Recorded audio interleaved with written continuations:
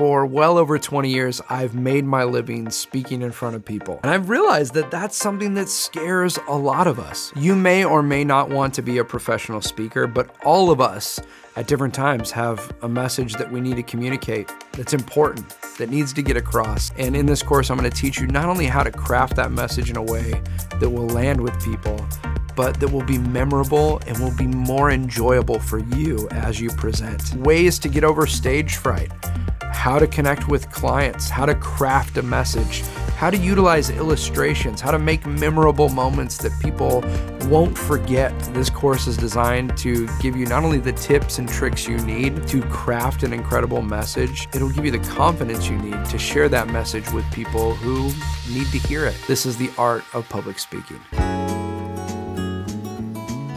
Let's talk about overcoming stage fright. First of all, every bit of advice anyone's ever given you about stage fright, especially for public speaking, is wrong. It's all wrong. What do people tell you? They tell you either to picture people in their underwear, which I don't even know how that is helpful. Like, I'm already nervous talking to people, and now I'm talking to people that are in their underwear. How does that help? Or sometimes they'll tell you instead that you should just look over the heads of your audience. You know, instead of looking to the camera, I'll just look above it and scan back and forth. And they say that if you do this, it seems very natural and people will feel just like you're looking them in the eye. It doesn't work. People know right away that you're not looking at them, that you're not connecting. Look, I'm gonna help you deal with the stage fright, but first of all, let's start with the fact that it's good that you're scared. The number one fear of most people is public speaking. The fact that you're frightened just means that you're normal and well-adjusted. If you're like me and you thrive off getting on stage, something's off. Growing up, I loved magic tricks, and I found out there was a place called the Magic Castle in Hollywood that was kind of the premier place for magicians to gather and to learn from one another. And I joined the Magic Castle as part of their junior society when I was 17 years old. And the first day, I remember this amazing woman, Diana, getting up there, who I'm still friends with to this day. She and her husband had this incredible act, and then she was a solo performer and did everything I wanted to do with magic at the time. And she stood up in front of a group of 13, 15, 17-year-olds, and she looked at us all and she just said, "Before we begin, I want you all to know that there's something terribly wrong with all of you." And what she meant was, nobody wants to get in front of people. And you're all here because your goal is to get in front of people. It is good that you're scared to present. It's actually healthy.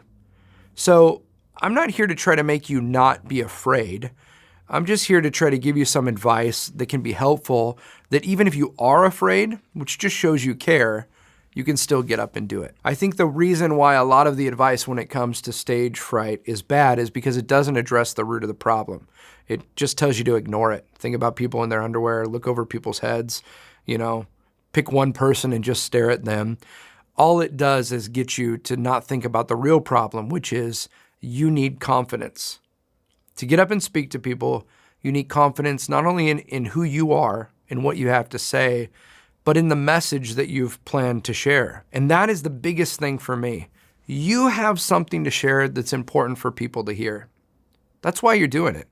If you're doing it just to get attention or applause, I'd recommend another plan of attack for you, right? If you want an audience just to have an audience, I can't really help you. But if you have a message you want to share, if there's something you want to communicate, if you care about your team at work, and it's important that we talk about safety and the health of our team and caring for one another, that's critical. Let's have you get up and talk about that and realize how confident you can be in the fact that you have a great message to share. Start by thinking about the message. Get connected with the message. What is it you're going to share? Why is it important? Why is it going to be helpful for people to know that information? And when you realize you're giving people a gift with what you're sharing, it's not about going up there and trying to get applause from somebody. It's about going up there and trying to give them a gift of information, a gift of knowledge, a gift of an experience. Then it takes all the pressure off you because you're just the messenger. It's all about the message. The next thing that helps me, because even after 20 plus years, 25 years of doing presentations and speaking in front of people, the thing that helps me the most is preparation. Preparation will make you more confident. If you know what you're going to say and you know how you want to say it, it's going to be exciting to go out there and to share.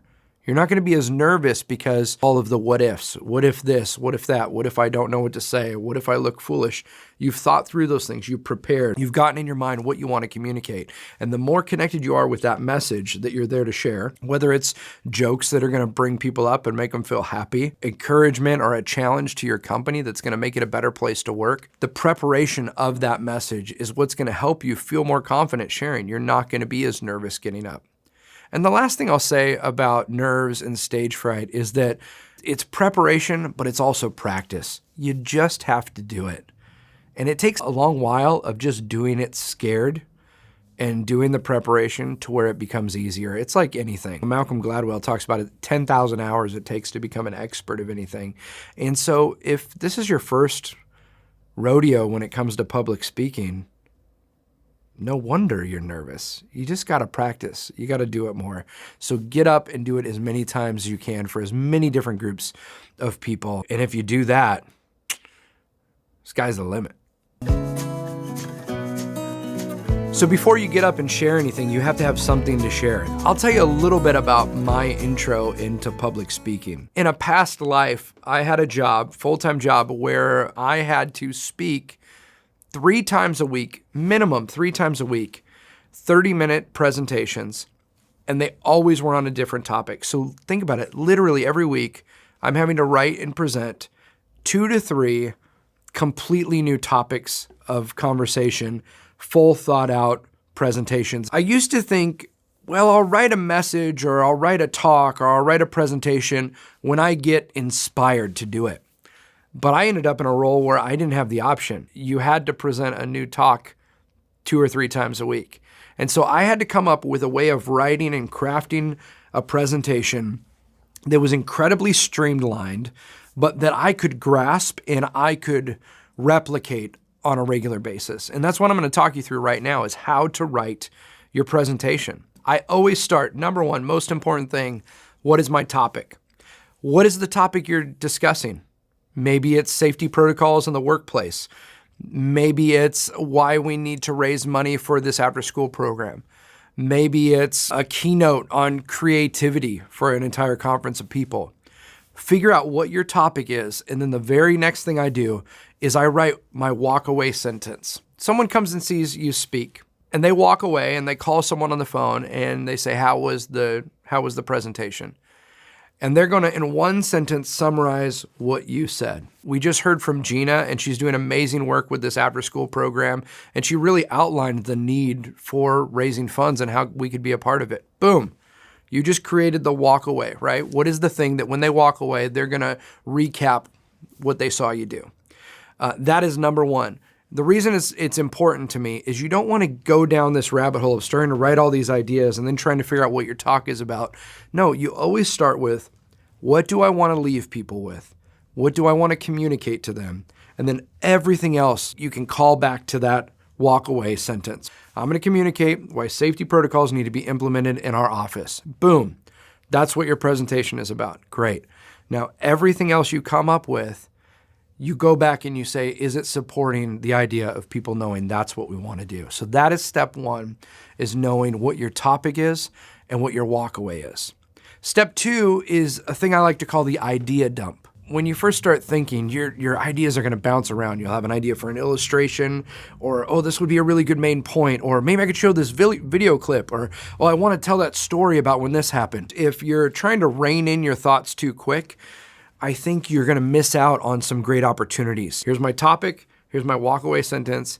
Here's my idea dump. And I will give myself the freedom to, for an hour, just sit there and go everything under the sun that makes me think about.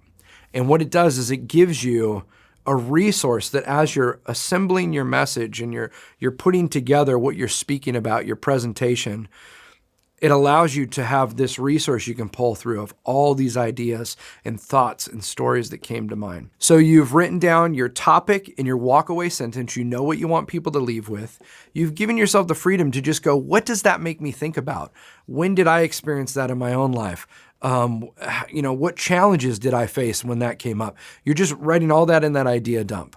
And then I try to find the main focus. What are the 3 or 4 points that are gonna really drive home this presentation so that people walk away realizing what you wanted to share? Maybe your main focus points are, here's the need. Why do we need safety protocols? You're gonna share that first. And then you're gonna share possible ways of addressing the problem. The number one thing I think we need to implement today. And then boom, you're gonna share how to do that. Here's how we can communicate this to our team in an effective way, and we can all walk away, having these safety protocols be something that we all think about and work on. By giving yourself kind of those 3 categories, you're basically saying, I've got a beginning for my presentation, I've got a middle, and I've got an end. Beginning, we need these safety protocols. Middle, boom, here's what the safety protocols are.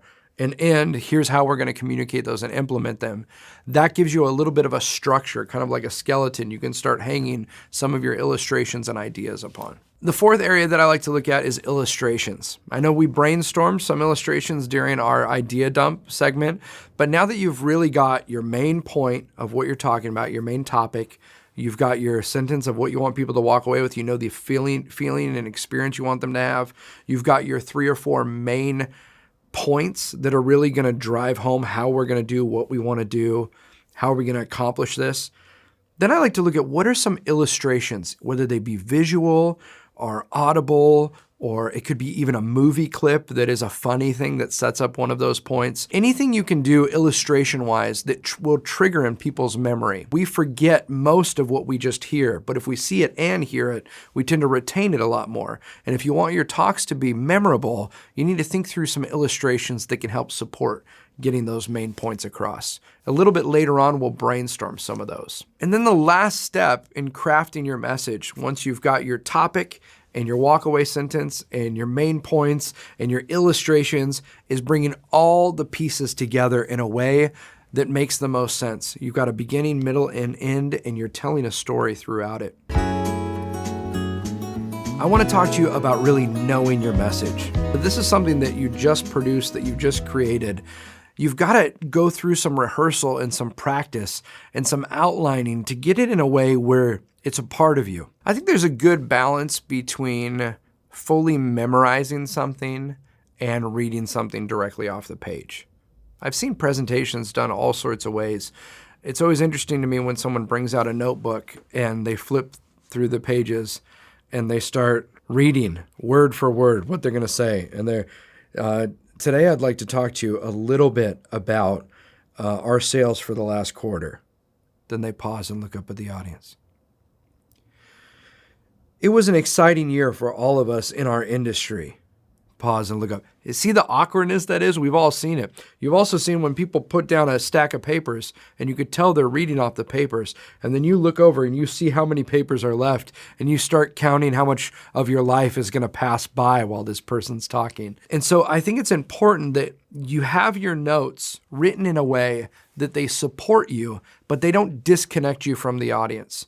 If you're so dependent upon what you're reading and it's all word for word, you're not going to be able to make eye contact, which is critical for really making sure not only that people know it's important they're here and you're talking to them, you can also see the reaction of the audience and know, maybe they're not getting this point. Maybe I need to talk about that a little bit more. Or, they really thought that was funny. Maybe I should tell a little more of, that story.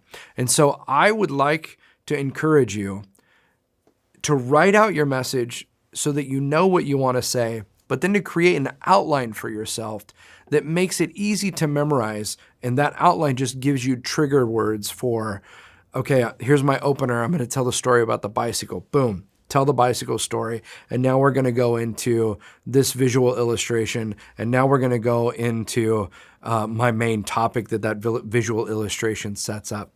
By doing that and creating that outline for yourself, it's going to give you the freedom to know that if you get off track, you can come back to your outline, but you've spent the time to practice and to memorize so you're not just staring at a piece of paper. And in fact, here in this lesson, you can actually download my template of what I use to create both the idea dump and the main outline that I work off when I present any keynote or message. One mistake that I've seen so many speakers make is that they think so much about what they want to say, they forget who they're saying it to. One of the best things you can do is really know who your audience is. When you're given the opportunity to speak, you've got to know who you're talking to. You're going to speak differently. You're going to share different stories based on who it is that you're trying to communicate with. I'll give you an example. If you came to me as an adult and you're in your 40s and you've been married for 20 years and you're having struggles in your relationship and you asked me for relationship advice, I would give you very different advice than I would give to my 13-year-old who was, interested in somebody for the first time. Because I'm talking to two different people at different points in their life with different questions and different problems. And the problem that a lot of speakers make is they write a message and they think, anytime this topic comes up, I'm going to share this, without thinking, who is it that I'm talking to and what do we need to communicate to that specific group of people? So it's important to know your audience. If it's a work conference, what role do they play within the company, right? If they're in HR, their role in everyday life is going to be different than people who are on the sales team. And so it's important to know who you're talking to so that when you're communicating your message, you're targeting it specifically to who your audience is. I also would think about, why are they gathering together? Why is this group of people here? What is the focus of this whole event? And how does what I'm sharing fit into that? That's going to help you as you craft your message. I would also think about, where is this message taking place? Is it happening in the morning? Did they just wake up? Did they have a party the night before and they stayed up really late at the conference because it's their first time out of town seeing each other in a while? What is the context in which they're coming with? It's going to determine how you craft your message. If I'm speaking to someone in the morning, and I know they're kind of tired, I'll probably open differently than I would if I know it's the end of the day and people are ready to just let's get to the point. So you could present the same message, but presenting it for different audiences in different venues and at different times. Be willing to shift and change it. You might use different illustrations if you're speaking to a group of young people than you would use speaking to a group of senior citizens. So make sure you're asking those kind of questions when you're invited to speak. Who is it that I'm speaking to? I'm doing a school event. Great. Are you talking to parents? Are you talking to teachers? Are you talking to students? Those are three completely different audiences, all within the context of a school. And what you're going to share is going to be different based on who you're talking to. When you get invited to speak and you're introduced, it's really, really important that you get attention right away. You share something at the beginning that is going to draw them in and make them want to hear what the rest of your presentation is about. The first step in that is how you enter the stage. I think you need to walk on smiling. It sets the tone. It allows you to connect with people before you communicate. That's a huge thing, is being able to connect with people before you communicate. You have to have a relationship. Anyone that speaks into your life, we've all gotten advice from people we didn't ask for advice from, right? And it doesn't mean as much. But if you can connect with people at the beginning by sharing something personal, sharing a story. If you're speaking for an organization and it's a nonprofit and that nonprofit really helped you out at a certain time, share that story. It's going to allow you to connect with people. And then that message that you're going to share is coming from somebody who understands what we're here to do. I would start right away, walk on smiling, share something personal, talk about how grateful you are for the opportunity, and then right away share something that's going to allow you to connect with people, whether it be a story, a joke, an anecdote, something personal from your life that allows people to go, hey, I want to hear more from this person. You're going to want to make sure that you have a proper introduction. I always have an intro written out.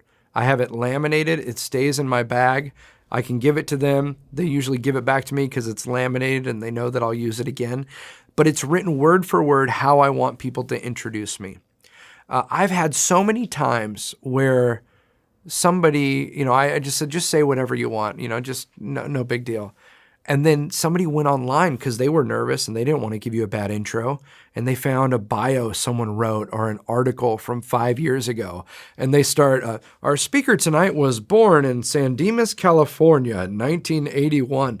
And they go through all this information that no one cares about and no one needs to hear. What do people need to know about you when you first come up? They need to know you're an expert in whatever area you're about to share in. They need to know something personal about you so that they get that you're a real human and you have human experiences, and they need to know why they're going to enjoy hearing from you.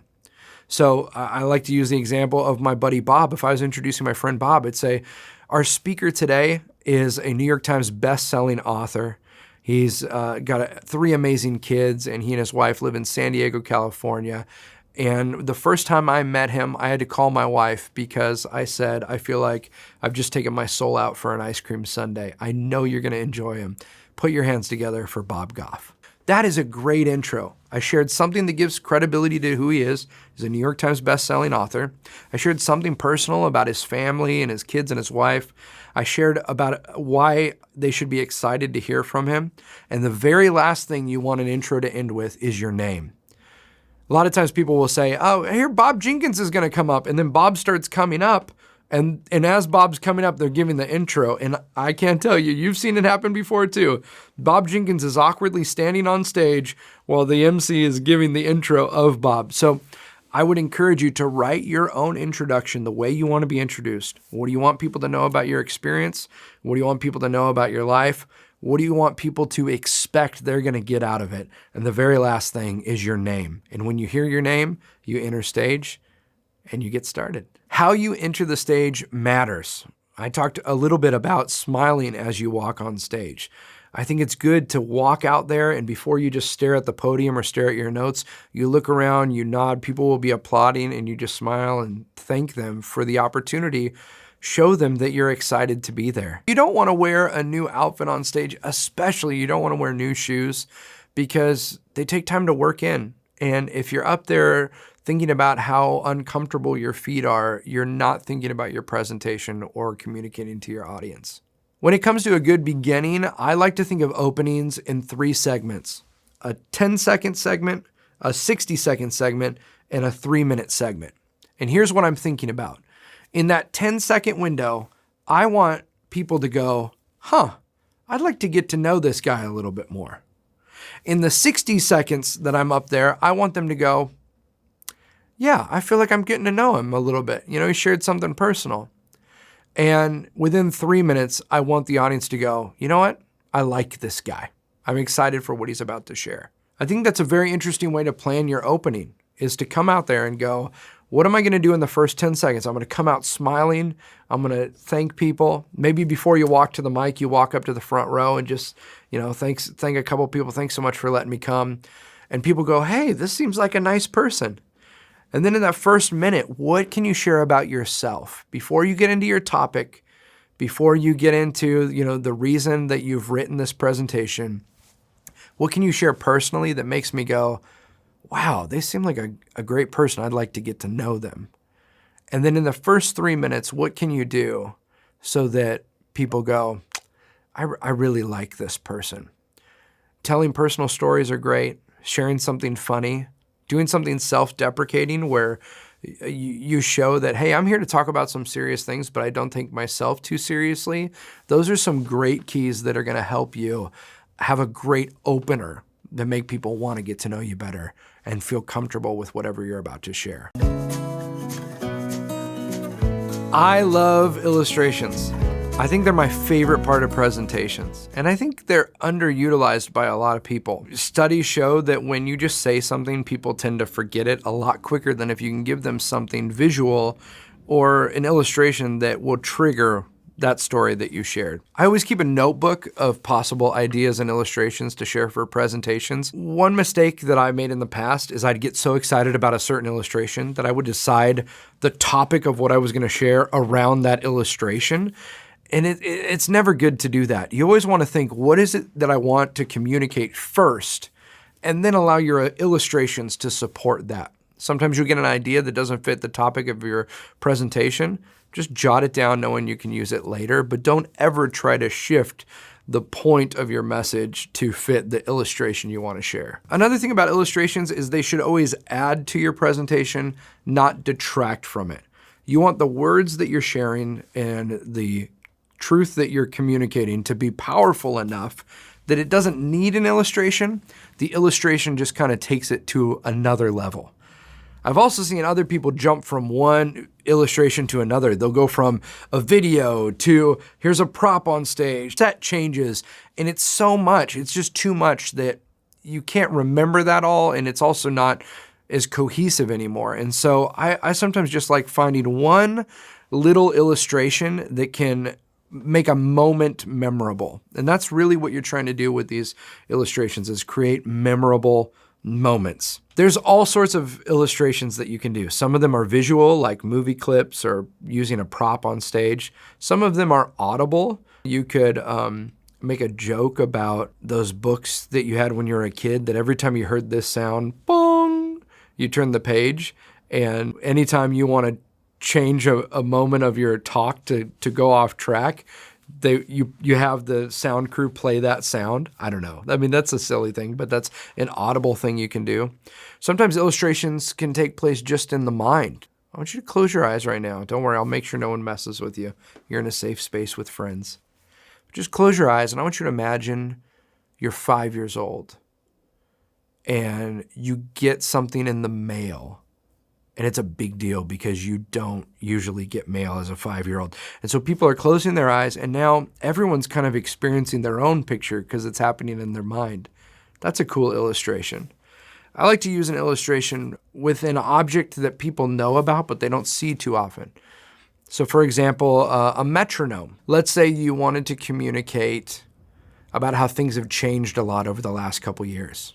You know, things were really hectic, and then things slowed down, and now you're trying to figure out the balance between the two. If you just were to say that, some people might get it. But imagine if instead, before you started talking about this, you brought out a metronome and it started ticking at a very rapid pace. You've got it at its highest setting. It's just going. And you start talking about, a few years ago, my life was crazy hectic. So as you're describing how much work was crazy and family was crazy and you felt like you had no time and you were exhausted. As you're saying that, the audience is just hearing and seeing on the metronome. But then you say something happened and you stop the metronome. So not only do they see it stop, but they hear that noise, that tick, tick, ticking, it stops. And then you describe a moment in your life where everything changed. Maybe you got let go of your job. Or maybe your relationship ended.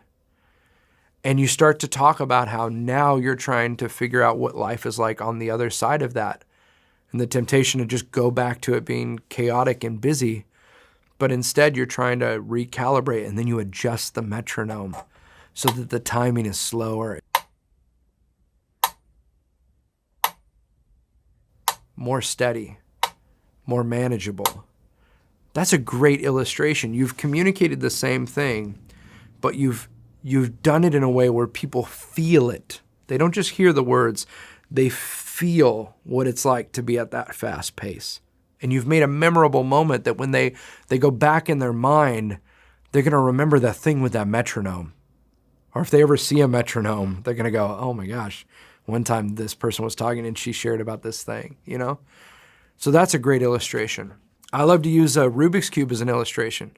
I think all of us have played with Rubik's Cubes our whole life, and we're always trying to solve it. But do you know that when the Rubik's Cube was first invented, the guy that invented it didn't know how to solve it? He was an architect, and he wanted to create a structure that would allow all the pieces to move in such a way that it was just amazing the possibilities that you could have. But we've taken that thing, a symbol of possibilities and curiosity and wonder, and we've made it all about problem solving. And we do the same thing with our life. We look at our life like a Rubik's Cube, and we think, I'll settle down once I get all the right pieces in the right spots. You see how I'm communicating a truth, but by attaching it to something visual, it makes it more memorable and it makes it more tangible for people.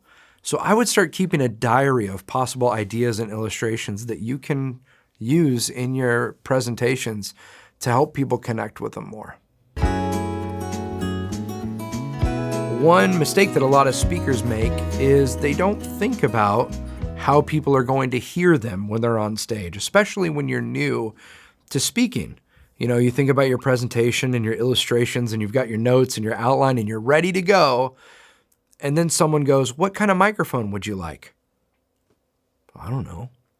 Well, it makes a difference. Sometimes you have an option, especially in larger corporate settings, you're going to have an option between either a handheld microphone, a headset microphone that goes over the ear, or a podium microphone. And depending on what you want to communicate and how you want to be seen by the audience, and if you need your hands free for illustrations, is going to determine the type of microphone that you use. A handheld microphone is great, but it's important to realize that if you've got a mic in your hand, you have one less hand for your notes, for any props. So if your presentation is prop heavy, or if you walk around a lot, being at the podium's not very good. The podium it's a microphone attached to the podium and it doesn't go if you go. So if you walk around a lot, you're gonna want a handheld mic. If you walk around a lot and use your hands a lot, you're gonna wanna use a headset mic. And the reality is it's good for you to get practice using all of these types of microphones because sometimes you're gonna only have one option available.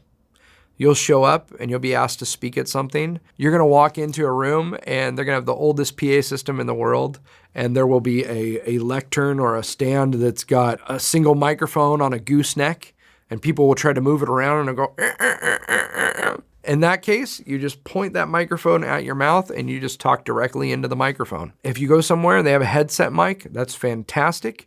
If you wear earrings, you're gonna need to take your earrings off. That's something that a lot of times speakers don't think about, because with a headset mic, the earrings will, if they're dangling earrings, will bang on the mic and will make a terrible sound. I have one friend who presents all the time with a headset mic, and she always wears really cool earrings, and before she takes them off, she makes sure everyone says, "Look, they go with the outfit, aren't they beautiful?" And then she takes them off so that that doesn't happen.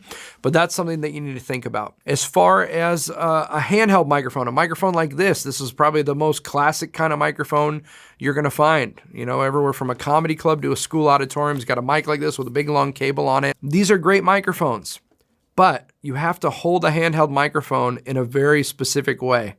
Sometimes people get nervous when they hear their own voice and they feel like it sounds awkward. Oh, my voice, I'm not used to hearing my voice that loud. But realize it's more awkward if people can't hear you. If their job is to listen to you and your job is to present and they can't hear you because you're holding the mic out here, out of the way, that's when it gets awkward. So don't be afraid about hearing your voice in the mic. Point the mic directly at your face, right? These mics are made, these are not omnidirectional mics. A headset mic a lot of times is omnidirectional, meaning it will pick up sound all around it. So it can be over here and we can still hear you. This is a directional microphone. You have to speak directly into it, right? It's got to be pointed at your face. If you hold it like this and you're talking and your hands are moving around, your mic's gonna be going in and out. You're gonna sound like you're far away and then you're close. So it's really important that you have the mic right here. Another mistake I've seen people do is, they hold the mic like they're in a rap battle and they cover the end of the mic like this, and it really gets distorted and garbly and it's not a good sound. You wanna have the mic right here. You also don't wanna hold the mic down here. This is where the cord would be on a corded mic like this. If you hold it here, sometimes what can happen is as the mic moves, you're moving that cord and it can make the connection bad. Or if it's a wireless mic and you're grabbing it here and you're in a place that doesn't have great reception, or it's not that great of a wireless mic, it's not gonna pick up the signal because your hand is covering over the transmitter. So when you get a microphone, you're gonna hold it right here and you wanna practice just having it just below your chin, not touching your face, but just right there.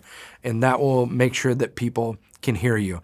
Remember, no matter how awkward you feel, holding the mic here, hearing your voice loud, it's important that people can hear you because your message is important. The last thing I'll say about microphones is if you require a headset mic or a lavalier mic because you use your hands a lot, you want to make sure ahead of time those are available. Or, if you're driving, I used to travel with a mic stand in my car, so that if I got somewhere that was a handheld mic, I could put it on my own mic stand and have the freedom to use my hands. The more you begin speaking, and if you're speaking professionally, you might want to invest in a nice over-ear mic for yourself that you can travel with just to know what to expect. I always have a mic receiver and transmitter and an over-ear mic in my carry-on bag at all times, because you don't want to get into a situation where people can't hear you. You've got a lot to say. You've been given a certain amount of time to speak. You need to plan accordingly to the amount of time you have. Writing my outline and when I'm writing my message, I will practice, if it's especially, when I was first starting out, I'll practice word for word the entire message several times so that I can time how long that message is gonna take. You don't wanna plan and write 40 minutes worth of content when you've only been given 20 minutes to speak. So a great way to do this is you get your outline. As you're practicing it, you're recording your time on your little iPhone or your timer, and you're checking your time, and you know, okay, the intro took me 5 minutes. And so you write 5-minute mark at the intro. And then you know by the time here, 15 minutes in, I should be at this point. 25 minutes in, I gotta be landing the plane because I gotta be done at 30 minutes.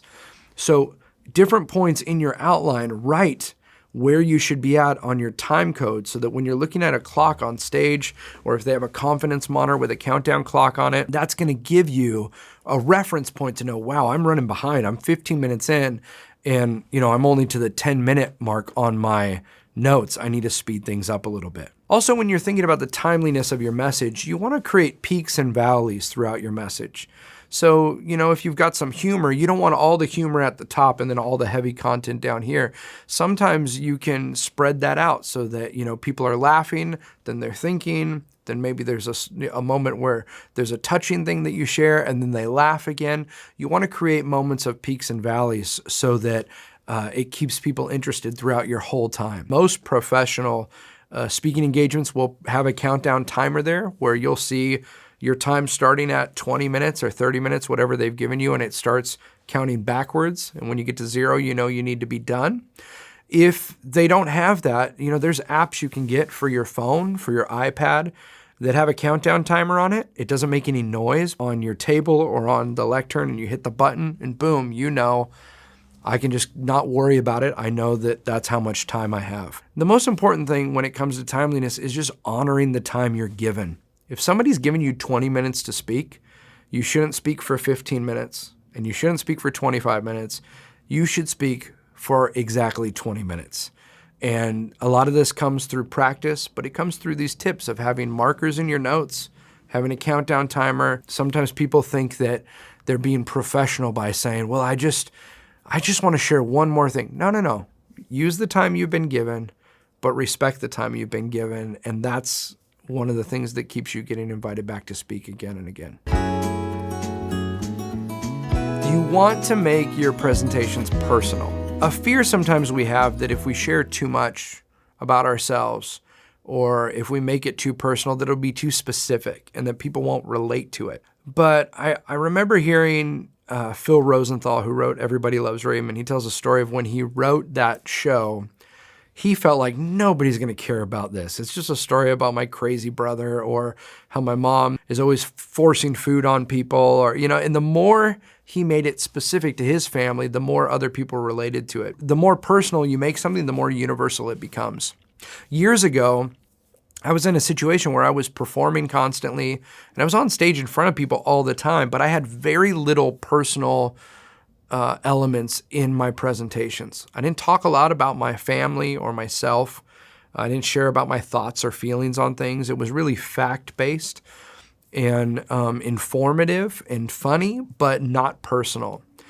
And my wife challenged me one day. She said, you're a storyteller. Every time we're hanging out with friends and family, you tell stories, but then you get on stage and you just do your presentation. You don't tell stories. You should do more of that. It's totally transformed the way I present and the way I connect with people, because I think stories are how we connect with one another. I used to have a goal when I would do presentations. I would say, if I do a good job with this, afterward, I want people to go, I'd like to grab a drink with that guy.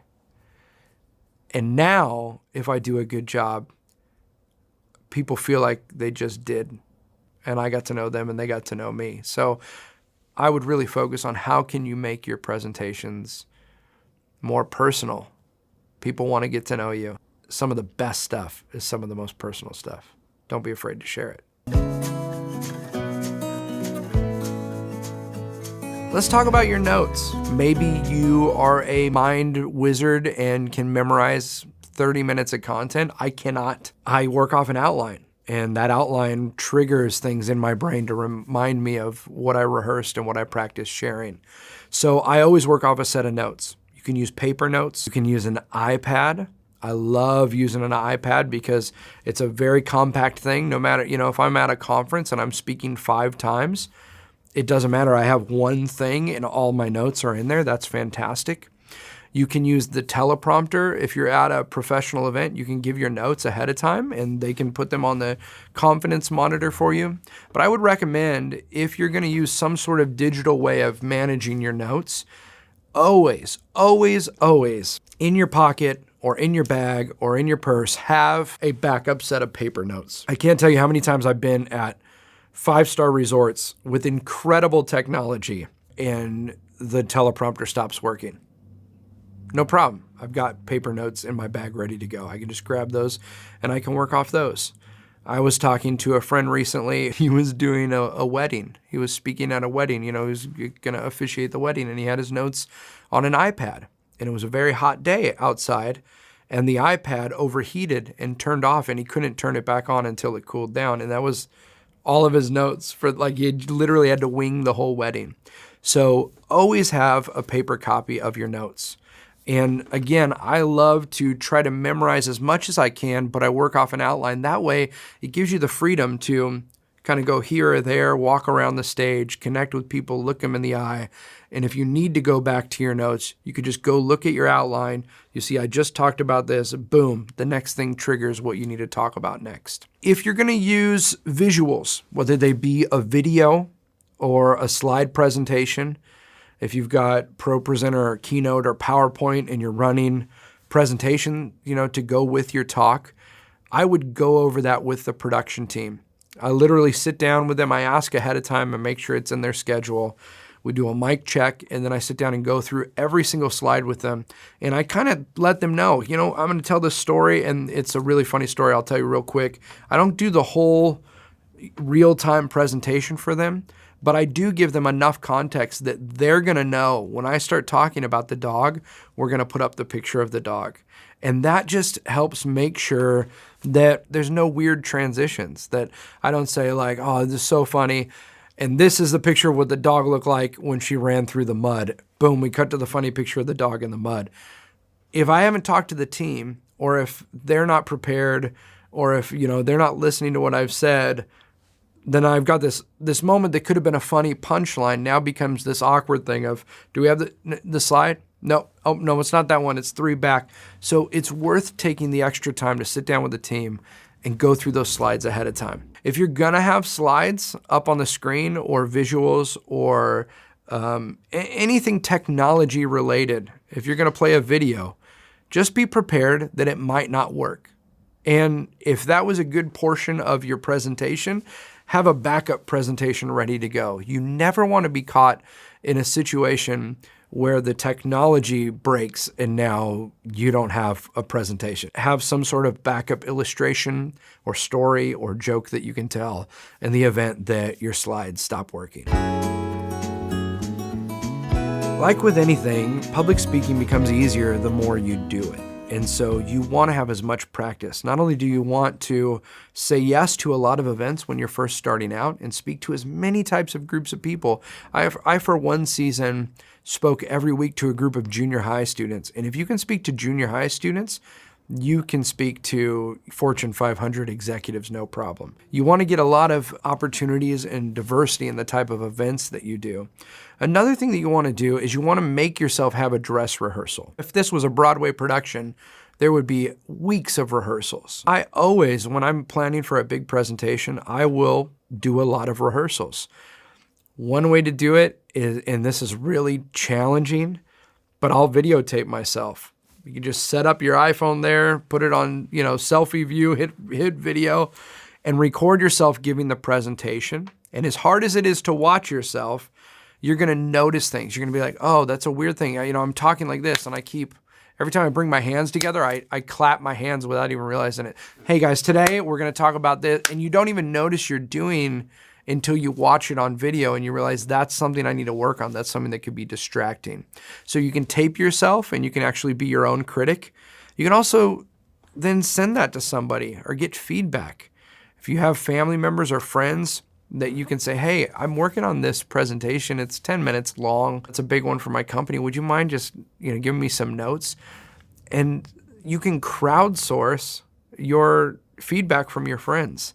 I think that giving yourself those moments of rehearsal take a lot of the pressure and the anxiety out of doing the presentation, because by the time you are doing it for real, you've already done it 4 or 5 or 6 times. You feel like, oh, I can do this because I've already done it. The last thing I'll say about practicing is I think it's good to practice in the same clothes that you're gonna wear on stage. If you know you're gonna wear this outfit, put it on, see how it feels. I would practice wearing the same thing that you're gonna wear at the event. All of this stuff just makes you more comfortable when you get on stage. I love getting to an event early. I try to get in the room at least an hour before people are in the room. I mean, the tech crew is gonna be in there. If there's a dinner happening, they're gonna be setting up.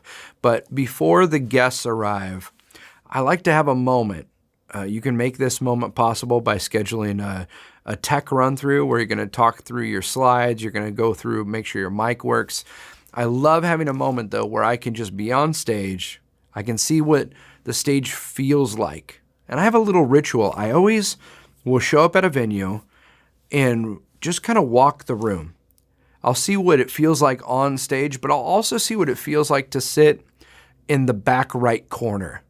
What do those people see? By seeing what your audience is gonna see, it helps you know to make sure, oh, if I'm holding up a prop, I need to hold it up this way so they can see it. Otherwise, if I hold it here, the people sitting on the side aren't gonna see what I'm doing. I like to just get a feel for what the presentation's gonna be like in this room. I like to walk through it. I have a little ritual. You can kind of just pace yourself through it in your mind. Where am I gonna stand when I say this point?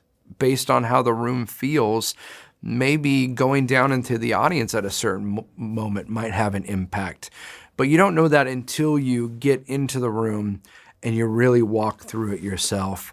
And I would not be afraid to do that. It again is one of those things that will help you feel more comfortable, because you don't want the first time you're walking on that stage to be when you're gonna give your presentation.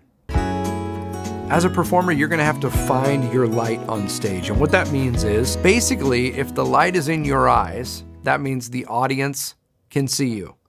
It feels awkward. It's counterintuitive. You wouldn't go stand in front of a set of headlights. It feels weird. It's bizarre. You can't see as well. But it's important. Remember, it is important. Just like with the microphone and hearing your own voice. If you can hear your own voice, that means the audience can hear you. If you can see the light hitting your face, that means that the audience can see you. And as awkward as it might feel, you got to get over that awkwardness and just find your light and stand in it. If you're not sure where the best place to stand is so the audience can see you, ask your AV or production team. They'll tell you.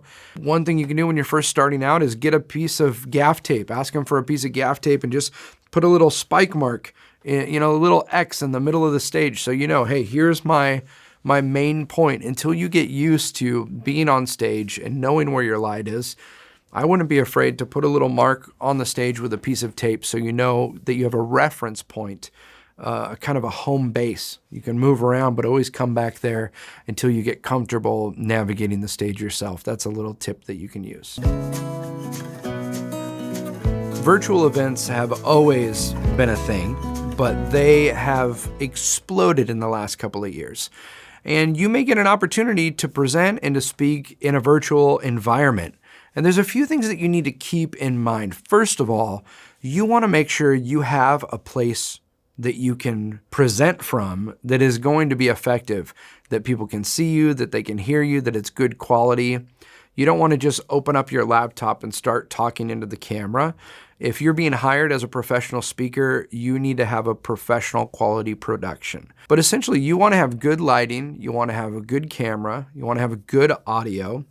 And if you don't have a place where you can do that, where it's really noisy outside, or someone's using a leaf blower right down the street, or if you don't have good internet reception, you can rent a studio where you can do your presentations from. But one big thing you want to make sure of is if you're going to get into the virtual event space, you need to have either access to a studio or build your own studio so that you can present in a good quality fashion. It's also a very unique environment if your presentation requires any feedback. If you're telling jokes and you time things out based on the audience reaction to those jokes, or if it's a Q&A style presentation where you're going to be taking questions from the audience. In a virtual space, depending on the type of platform that the client is using, you may not have access to see everyone's face or to hear everyone's voice. And so there's different tricks that you can use to make sure that your presentation is engaging before you actually get on the platform. Number one, when I'm talking to a client about a virtual event, is I want to find out, of course, you're going to find out who the audience is, what the topic is, what we want them to walk away with. But you also start having questions about what platform are we using. If it's on Zoom, you'll be able to see all of the audience members. You'll be actually literally see their faces. If you want them to turn their mics on, they'll be able to turn them on and talk to you, and they can be pinned on stage and appear with you, and that's great. There's a lot of other platforms where maybe you'll hear people, but you won't see them. Or you'll see people, but you won't hear them. Or you'll be in a situation where it's a presenter-only platform, and you'll have a countdown that will say 3, 2, 1, and they'll say go, and it's you talking for 45 minutes into a camera, and you don't see or hear anything in response. Because there's no instant feedback, if you require audience interaction, you got to get creative. One of the things that I've done is figure out a way to utilize the chat feature on these platforms so that people can react and respond. Say, you know what, we're going to have 3 be our applause. So if I do something or say something that you enjoy and you want to let me know, I can see your response in the chat. Just put a 3 and I'll know that you're with me and you're tracking and you're enjoying what I'm sharing with you. So that's a great way to have some interaction even when you can't see or hear anybody. It's also important to realize that there is a time delay on a lot of virtual platforms, which means if you say something, it could be anywhere from 7 to 40 seconds before the audience actually hears the words that you said as it travels through the internet. And so it's important that if you're doing things that are dependent upon people responding in the chat feature, that you give them the opportunity and the time to respond. Otherwise, you'll just think people aren't participating. For example, if you're going to do a Q&A and we wanted to ask people what their favorite place is to eat. You know, we're doing this conference in Seattle and we want to know some tips on where we should go eat. Let us know your favorite place to eat in Seattle. If I said that and then looked at the chat, nothing would be popping up because it's going to take the clients on the other end 30 seconds to hear what I said, see it, and then be able to type in the chat for me to respond to it. So I like to propose a question like that. I'll say, hey, you know, we want to know today, where's your favorite place to eat in Seattle? In fact, while you guys are typing, I see some people are already typing in the chat there. Go ahead and type your responses. We'll get to those in a minute. But I want to tell you a funny thing that happened. Last time I was in Seattle, I was at this restaurant. Then I'll tell a funny joke. By the time I'm done with the joke, now those have populated in the Q&A and the chat, and I've provided the time there. So you just want to anticipate things like that when it comes to the virtual space and always be prepared for things to go wrong.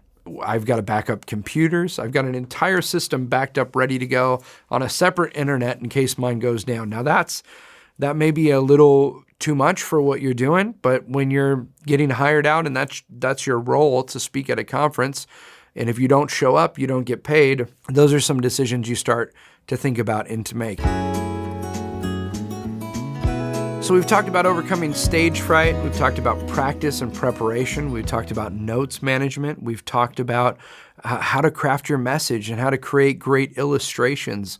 We've talked about how to walk the room and work with the production crew. Now let's talk about the business of public speaking. Some questions that you should ask potential clients. There's this temptation when you're trying to get work doing something to jump at every opportunity. And when a client calls you, they're trying to figure out if you're the right person for them. And when I'm talking to a client, I'm trying to figure out if they're the right person for me. And so I think you want to ask questions of your clients to help determine, am I the right fit for this? And be honest about it. There's been many times where I've had a great opportunity come up. It was good money and I would enjoy doing it. But I know at the end of the day, I have a friend who speaks better on that topic than I do. They have a presentation that would fit the client better. I am more committed to the client having the best experience that I'll give away that gig knowing that that wasn't the right one for me. And also knowing that if they have a great experience, maybe next time they'll want to work with me on a topic that I'm more passionate about or more educated on. And so I would talk to your clients about, tell me about your event. Before we get into, people always want to know, what does it cost? Right away, you know what, we'll talk about that in a moment. Let's just first of all see if we're a good fit, and let's talk about what you want to accomplish. I want to dream with you a little bit. Tell me what you want people to experience from this event. I know we're having a dinner and an awards ceremony, but at the end of the day, how will we know this event was a success? Start to ask those kind of questions. Allow the client to tell you what it is that they want to achieve, and then you're able to share how you can be a part of helping them achieve that through your presentation and what you're going to share. When it comes to what to charge, this is a very big question, and it varies. And it's hard without knowing your expertise or your experience or the area within which you're presenting to know how to tell you what to charge. What I can tell you is make your rates consistent. Just, this is what my fee is, and that's what it costs to have me come out. When it comes to finding clients, I would think about your topic. What is it that you're an expert in? What is the thing you love to share about, and who would benefit from that? If you have experience, if you played college sports and have some credentials there and that's your area of expertise, I would look at speaking at universities. I would look at speaking for local nonprofits that provide athletics for young kids.